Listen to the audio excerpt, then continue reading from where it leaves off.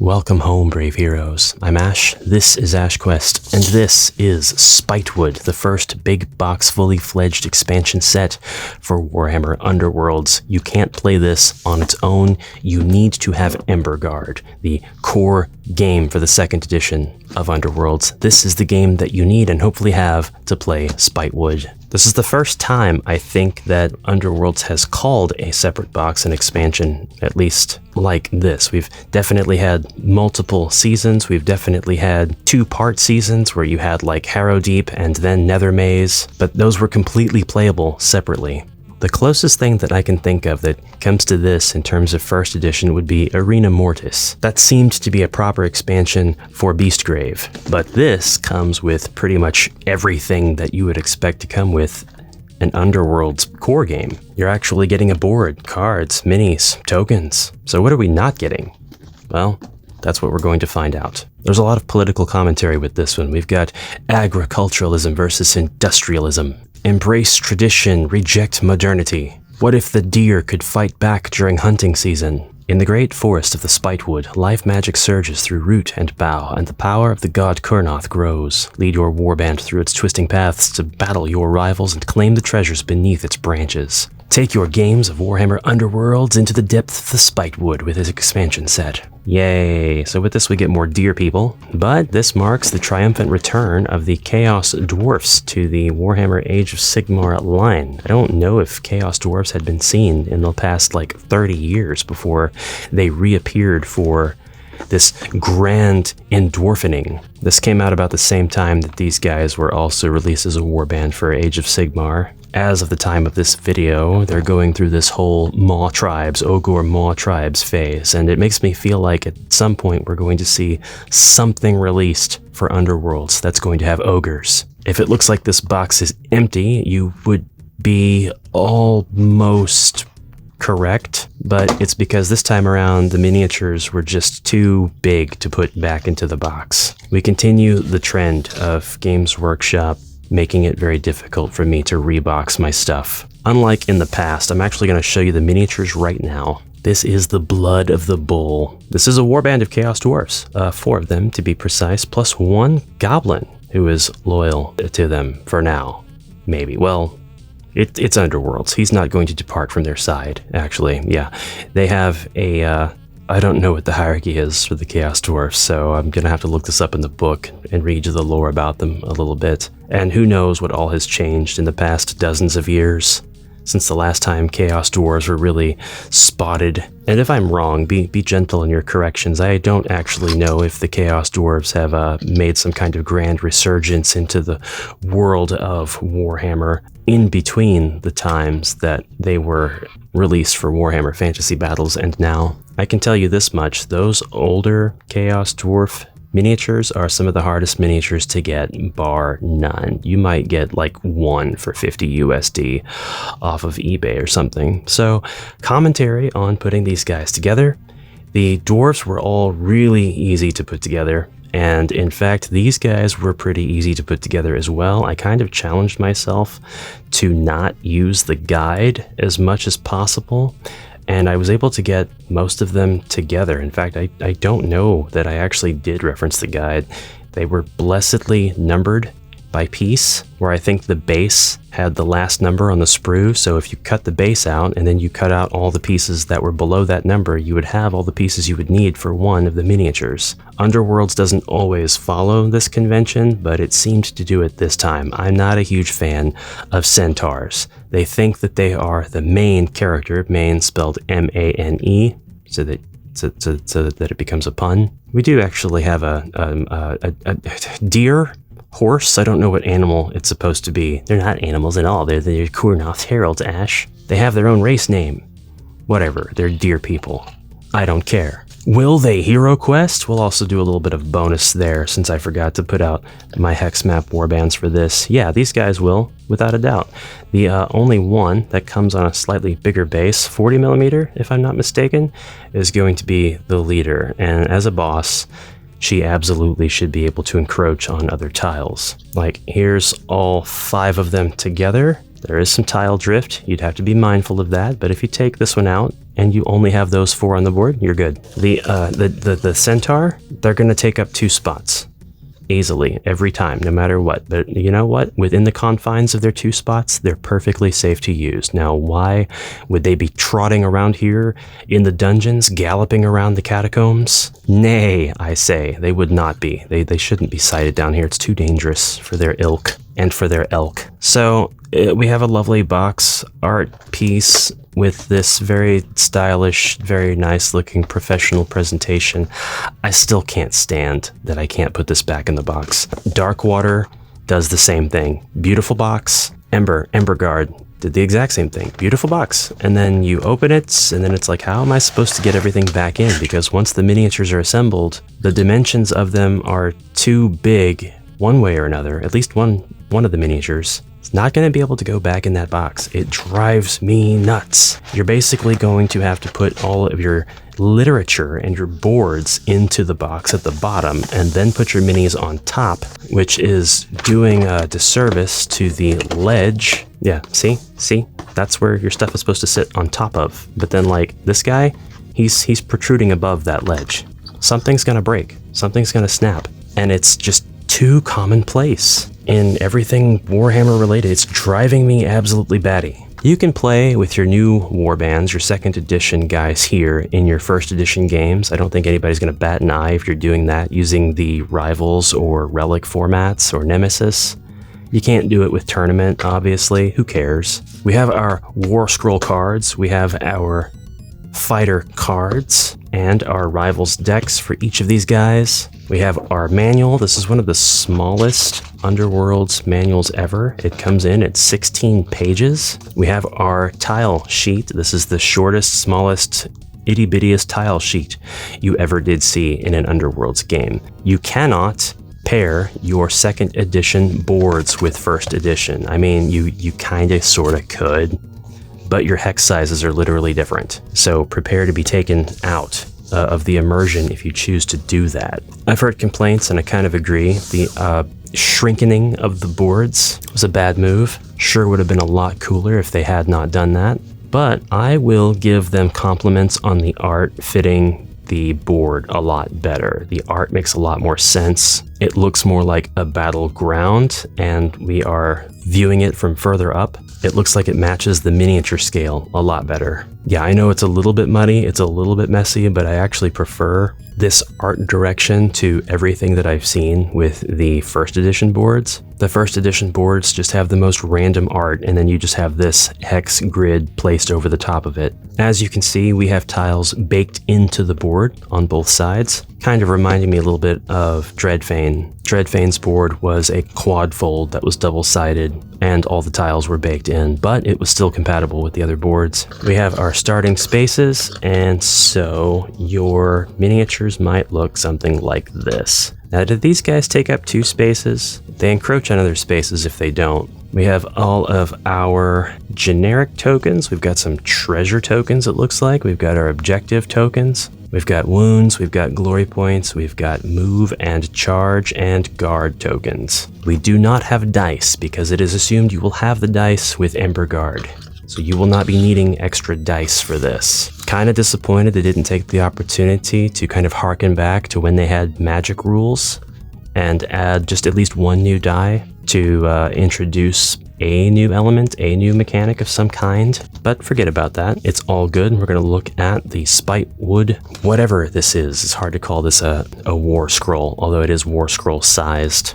We have Waystone hexes. That's these guys here. They are bordered in green. If you couldn't see, everything's green on the board, but these guys have a special ring of green. Hexes marked with a green border are Waystone hexes. Waystone hexes are treated as blocked hexes for the purposes of placing feature tokens. In other words, you can't place a feature token on a Waystone hex. You've got to leave them clear. Each time you make an attack roll or save roll for a friendly fighter in a Waystone hex, you can re-roll 1 dice in that roll.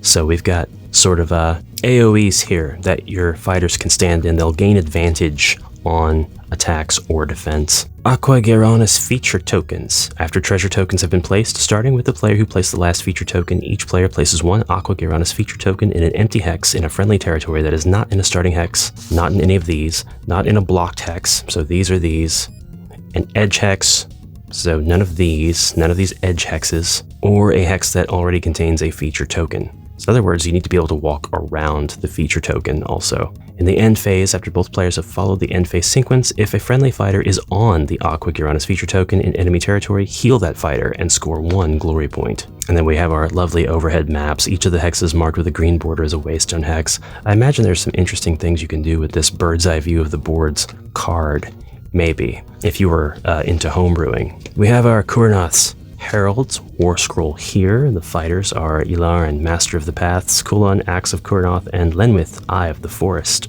As graceful as they are merciless, Kernoth's heralds have sworn to hunt and slay any trespassers who threaten the sanctity of Kernothiel. They are led by Ilaran, Master of the Paths, a grizzled huntsman and veteran warden of the wild. Kulon is the Warband's mightiest fighter, as strong and resolute as an elder iron oak, while sharpshooter Lenwith is so skillful that she can put an arrow through a grot's eye at 500 paces. All three of them enjoy their leisure time by walking through the forest, eating grass with their human mouths, by bending over in a posture that looks horrifyingly abomination and eldritch, and doing that thing that you didn't think deer could do that was made popular by that one Vines short, where the deer sort of scrunched up like an accordion and its tail went up and it just farted, just blasted this super high-pitched ridiculous tone. That's what these guys do in their spare time. Now this is the War Scroll information that I like to see. They inspire after an action step if a friendly fighter began that action step in friendly territory and then made a successful attack. They have the Endless Hunt, Precision Volley, and Herald's Pride. And then the Blood of the Bull is here. We've got Zuldraka the Hateful, Morudok, Inmanidrin, Tokar the Immolator, and Grisk Backstab. Undoubtedly, that's our goblin, but we have our numbers here, just in case you weren't able to tell who's who. The Blood of the Bull are regarded as exemplars of merciless cruelty, even by the standards of Hashut's tyrannical kin. The Helmets of Hashut, I think they're called? Helmguard? Hashut something or other. Hashut is the name of the warband in the Age of Sigmar game, the Greater Alliance name. Zuldraka the Hateful intends to see Ser Adris burn. Her bodyguard, Morudok, is oath-sworn to risk his life for hers, and the banner-bearer, Imnidrin, extols the virtues of her unforgiving mistress with fiery oratory. That's great. I wonder what that's like. I need to know more of the lore of these guys in Age of Sigmar. The flame hurler wielding Tokor delights in spreading infernal fires, whilst the devious Hopgrot Grisk serves as a scout and assassin. Oh, why is the format different? Differences in UI format drive me nuts.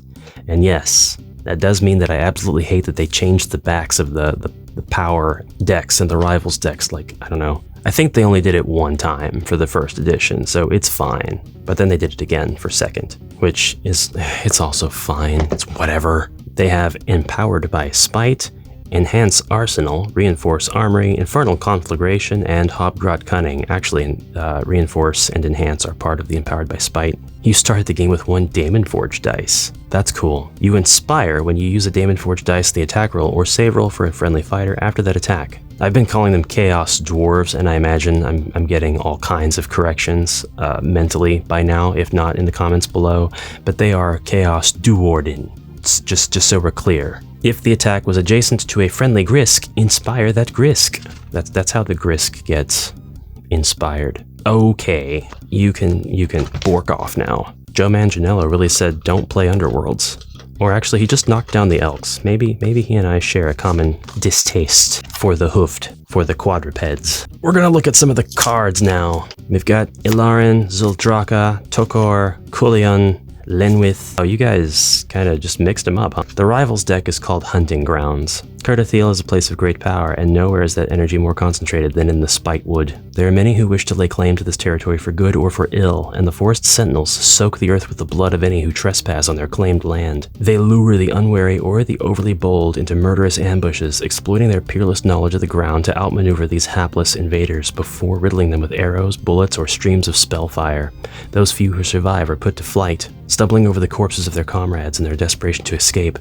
Never again will these broken souls dare to enter lands that are not theirs. We've got one of those. Oh, I still need one. I still need one of these. Sorry. For our goal cards here, our glory bits, our objectives, we've got back off, blood scent, hands off, home advantage, lead by example, no business here, no trespassers, pinned, ready or not, spoiling for a fight, this is our turf, and usurped. We had back off and hands off, and they didn't have a wax on, wax off. Missed opportunity. Audacious denial. Deny invaders hidden snares. Keep them at bay. Mind your step. Mystical misdirection. Paths unknown. Poor footing. Secrets of the realm. Sidestep. Balance of Giron. Blocked. Bounty of Giron. Crippling blow. Goading defender. Great speed. Hidden aid. Hidden traps. Killing blow and true grit make up the power deck of this collection of cards. Now, busting open the second Rivals deck that comes with this, Morudok, Imnidrin, and Grisk make up the fighter cards that are bafflingly included with this. This is the Rivals deck called Deadly Synergy. The vine-strangled pathways of the Spitewood are not places to wander alone. Those who wish to survive the forest, Underworld, and all its hazards, not to mention the war-crazed killers that hunt beneath its shrouded canopies, had best have warriors at their side whom they trust. With shields locked together and blades raised in unison, they must learn to strike and move in perfect synchronicity, luring their opponents in before dispatching them with brutal combined assaults. Foes that would quickly overwhelm a single fighter are surrounded and hacked apart, their blood wetting the loam of Kernoth's heartland, a fitting offering to the hunter god. In this ready-to-play Rivals deck, we have a single card called Deadly Synergy. While using this Rivals deck, adjacent friendly fighters are united. Enemy fighters adjacent to a united friendly fighter are flanked. If each other friendly fighter is slain, the remaining friendly fighter is united. So, how to interpret this? It should be pretty clear, right? If adjacent friendly fighters, so say this one and this one, are just like this, they are united, and enemy fighters that are adjacent to a united friendly fighter, they're flanked. They don't actually have to be adjacent to the other friendly fighter to be flanked, like in normal rules. They can be flanked because these are united. I like that, actually. That's quite a game-changing boon. If each other friendly fighter is slain, the remaining friendly fighter is united. So you're telling me if these two are slain, this last one is going to be considered united, right? That is an awesome image. All right, so for the objectives in this one, we have aggressive unity, beat down, closed down, got your back, helping hand, hemmed in, inevitable outcome, infiltrate. Dude, these are the Fire Slayers from like the first edition, like way back, Shadespire. I hesitate to get these dudes. They're just like little naked dudes, little naked dwarden. Infiltrate, out muscle. Now that is hair. That is a mohawk. That is a most hawk. Tag team, tandem assault, united aid. Oh, they're so lovely. They're beautiful. I need that warband. Morgwaith's Blade Coven, I think. I need them. For the power deck, we have another swing. Army of two. Yeah, love the Shadeborn. Brother in Arms. Defiant Duo. The Profiteers. Out of Nowhere. Selfless Parry. Sidestep. Another Blade Coven. Take one for the team. Timed Strike. United Front. Sorry, Unified Front. Battering Ram. Please give me the Battering Ram squig. Coordinated Death Blow. Duelist. Entangling Strike. Great Fortitude. Keen Eye. I like that. Rush to Aid. Nobody said the Keen Eye had to be your own. Shared Incentive. Spurred Momentum. And Titan of Combat. It's always pays to have someone watching your back.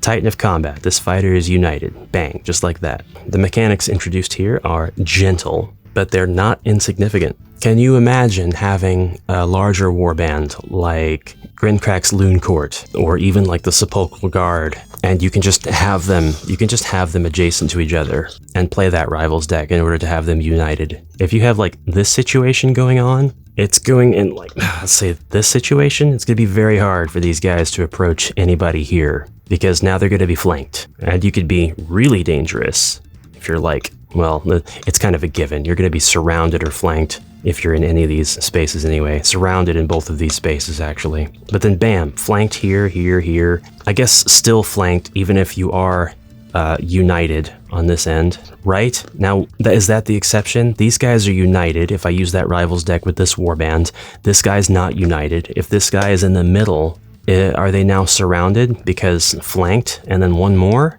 Or do we only say surrounded when we do this? I could see it going either way. I'd like to know somebody else's thoughts though, and maybe this has already been covered in the rule book that I haven't read. So the last thing that I want to do, and the only thing I really care about, is reading about the Chaos Dwarden. We have our Waystone Hexes, we have our Rivals decks, we've got the Blood of the Bull. Here we go. Merciless and cruel are the Chaos worshipping Dwarden known as the Blood of the Bull. They pay homage to Hashut, a god of despotism and dark industry.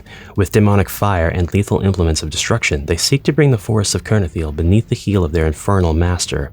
Embrace the Blood of the Bull's industrial nature by delving treasure tokens to gain Daemon-forged dice. When added to attack and save rolls, these augment the Dwarden's power and are key to how they inspire. With careful maneuvering of the Hobgrot Grisk, you can also turn an assisted attack into a terrifying certainty. A variety of Rivals decks work with this Warband. Take and hold decks are ideal for maximizing Daemon-forged dice generation, while more aggressive strike or flex decks give you greater rewards for slaying enemy fighters. They are a mastery warband, while Kernoth's Heralds are a strike warband, while the Rivals deck of Deadly Synergy is a mastery and Hunting Grounds is a strike. Specifically probably meant to introduce you to these warbands by pairing their appropriate styled decks. We have a map of Kernoth, which I think is pretty cool. Why is Kernoth awakened? Giron is the realm of life. Yeah. Well, in the lore, and I don't have the Emberguard book. Well, it's literally near me. It's on the floor, but I'm too lazy to bend over and open the box and get it. We know that the Cataphrine curse extended beyond the realm of Shadespire due to the Necroquake, but that was contained, I think, in either Beastgrave or at the end of Dire Chasm, or at the beginning of Harrowdeep season. Stupid elf-gits, Grisk hissed as he swung to and fro. The Hobgrot had seen enough of them in his damnable forest to know they'd be on him in no time. Elf-gits. You should be thanking me for your life, Grobkazi. Now get back out there and keep finding their traps, then we can smoke out every last one of them. I imposed that accent upon them. Kind of assuming here. Kislev dwarves have a bit of a Russian type of accent, right? For Kislev! For the Empire! And then they Slav squat in Total War. Few grudges run as deeply or burn as brightly as that of Zoldraka the Hateful. Once the war despot of a huge army seeking to claim Giron's bountiful resources, she earned the wrath of the Kernothi. The scions of the Hunter God did not fight fair. They set upon her Dwarden prey in the night, and though Zoldraka put up resistance so fierce that it saw acres of forest burn to ash, her army was obliterated. Zoldraka was not broken. If anything, this attack further encouraged her exploitation and destruction of Giron. She swore revenge on all Kernoth worshippers and gathered up her few remaining soldiers, hell-bent on cutting out the very heart of the Spitewood. If legends were to be believed, burning Ser Idris would cause the entire forest to wither, and Zoldraka vowed not to rest until she saw this done. And that, for better or for worse, is the point of this expansion, to burn it all down. So my question is, where do they go from here? Are we going to see those Ogre Maw tribes be translated into an Underworlds warband also? Or is it kind of done after this? Because the current release model, I think, is this isn't a game on its own, it's an expansion, but it is the current season. It's the Spitewood season, and there are warbands still being released, but I think it's been a minute since Thanatek's Tithe was put out. And so I'm not 100% if this is still like a thing. Are you big enough? No, you're actually dangerously not big enough to go in there like that. Oh god, that drives me nuts. So you have to sit on the tiles. So this box is completely useless. It's literally completely useless. I have to come up with my own format for keeping these guys. Look, absolutely nothing about this is secure in any way, shape, or form. I know I'm complaining, okay? I spent money on this though. I am not sponsored by Games Workshop. If you're watching this, GW, you can sponsor me though. I'll take your sponsorship. Gladly. The future of Underworlds is uncertain, in my opinion. It's okay. I'm still on a quest to collect all of it, and play, and have fun with it, and will it heroquest it, like I do everything else. Pew! Thank you very much for your kind attention to this video. You'll have to let me know what you think of the current edition of Underworlds. If you're a fan of it, I've gotten plenty of comments from people who aren't really a fan, but I would like to hear from people who have had a good time playing it too. I haven't gotten a single game in of the second edition stuff. I've been too busy buying first edition stuff and sorting through lots to assign miniatures and cards and tiles to their appropriate season boxes, and then acquiring boxes where I don't have any, and then putting all my doubles and stuff together to get ready to sell them all in bulk. But I would be thrilled to hear about your Underworlds games. So let me know about those in the comments below, and I'll see you in the next exciting adventure. Until then, brave heroes and chaos worshipping Dwarden alike, onward for now.